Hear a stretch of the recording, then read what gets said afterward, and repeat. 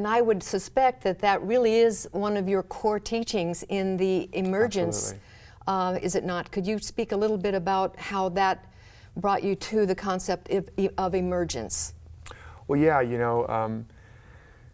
again, I spent many years trying to improve myself and heal myself and get over my bad childhood, so to speak, and and all the efforts to improve myself, the only thing I really improved after all those years was my ability to describe why my life was so messed up. A new story, right? Yeah, I just got really... A better story. I became very improved in telling you why things weren't working. But they still weren't working, and in fact, the effort to improve myself drove me into greater sense of frustration, inadequacy, beating myself up. It's like trying to dig yourself out of a hole. The more you dig, the deeper in it you get. And it ultimately drove me to become addicted to drugs and alcohol and almost die of an overdose. And after all these experiences, I had a final experience where I almost drowned, and I had a deep and profound moment of surrender, and something cracked open in me. And I caught a glimpse that this self I'd been trying to fix and improve was a fictional character that was composed of all the conditioning of my life story. But that right underneath it, as we've been talking about, there was a self that had never been damaged. And a self, therefore, that didn't need to be healed, and a self that was already complete and fulfilled, so it couldn't be improved upon. As Rumi says, if you could see who you really are, you would fall to your knees and worship yourself. And that made me realize that all these ways of trying to fix and change and heal our lives was somewhat backwards. And I could see that just as the oak tree is already in the acorn, or any plant is in the seed, and the acorn doesn't have to go out and become worthy of an oak or attract an oak or achieve an oak. And the acorn isn't an inadequate oak tree, it's a perfect acorn. And when the conditions are right in the soil, that, like I said, that perfect potential, that pattern within the acorn naturally emerges. And so I began to realize, because I was also a burgeoning teacher at the time, trying to help people improve their lives. And I realized, another analogy I love, which is Michelangelo. He believed God had already created all the masterpieces, and they were hidden in the block of stone. And so his job was not to make a masterpiece. Right. It was to behold the vision of the masterpiece that was imprisoned in that stone, and then set it free from the stone.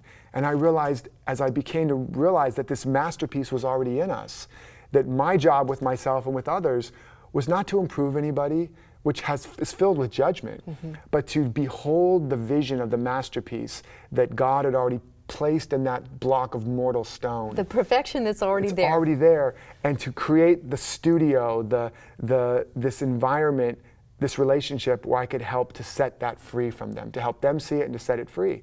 And I realized, and to put it in the context of the mentor, like I said, is no matter what, to hold that container and create the conditions that were congruent with the perfection that was already in them. To really cultivate the conditions for that seed of potential in the soil of their soul.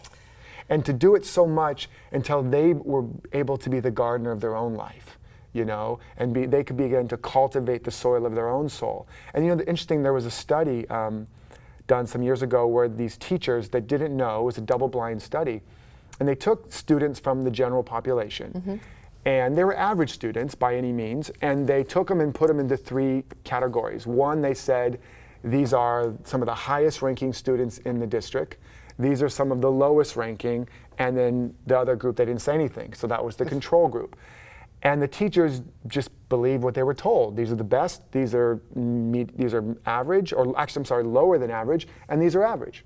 At the end of a semester or so, I don't remember the exact period, the ones the teachers believed were the better than average were off the charts in their scores. They were some of the best testing in the district. The ones they believed were the lowest were some of the lowest testing. The ones that they believed were just average like everyone else, they were doing average like everyone else. They were all the same students. They were all the same population of just normal students. So what was the difference? The difference was the space the teacher held them in. Oh. I just get chills when I think about that. Yes. So the difference was, I am holding you in the space that you are above average, that there's something special about you. And the real meaning of education, educare, means to educe, to pull out of the potential, not to fill a bunch of stuff in. Right. So they were creating a space, Not And to so, fill a bunch of stuff in. I like what you just said there. Right. Which a lot of educators do. Right. To try to just put it right. in. Well-meaning even, but they just Well-meaning. haven't learned that the real meaning of education is that the seed of potential is already there. A gardener doesn't take a seed and try to fill it up with stuff. Right. They create the conditions go. for that which is already in it to emerge. Creating the conditions and as you said, the holding the expectation Exactly. that this is an acorn going into its oak There's an oak in there. treeness. Yeah, there's an oak in there. This isn't an empty shell, and this isn't just some nut. This is an oak in potential. And You're not just some nut. that's right. And most acorns, if they were trying to grow the way a lot of us humans do, they would just try to be the best nut in the forest, right? And or the joke of the caterpillar talking to the wise caterpillar to say, look up at all those flying creatures, that will be you one day. And the caterpillar looks up and says, you ain't getting me up in one of those things. I'm afraid of heights, man. But so the wise teacher's job is to hold the space until that caterpillar can go through that transformation. So these teachers, all they knew was that this was an exceptional student. So but that student was no different. And so the way they would interact, the way they would look at them, the way they would respond to them, it's all based on that. And so how we hold another, Yes. no matter what they've gone through, no matter what they think about themselves, and especially when you understand that fundamentally rock bottom truth, every individual has within them the seed of genius and brilliance and abundance, and every individual is a unique expression of all the power and the presence and the love of the universe. When you begin to hold that as a premise of everyone you encounter, you are a mentor to all, even if they never know that. And so these teachers were holding that. And likewise, if you hold somebody as a victim, if you sympathize with them, which is to vibrate at the level that they're at, then you'll keep them stuck at that level unless they're able to transcend that. But if you are willing, that's why sometimes a mentor's job, it's not always to comfort the afflicted, sometimes it's to afflict the comfortable, right? Because you got to shatter the limited beliefs in them, so Right. like for that teacher that's holding the kids as being above average, if they were to do things that seemed out of character of being above average, that teacher would naturally say, come on, what are you talking about? You can do that, not knowing that this was just an average kid, and the kid going, huh, you're right, maybe I can do that.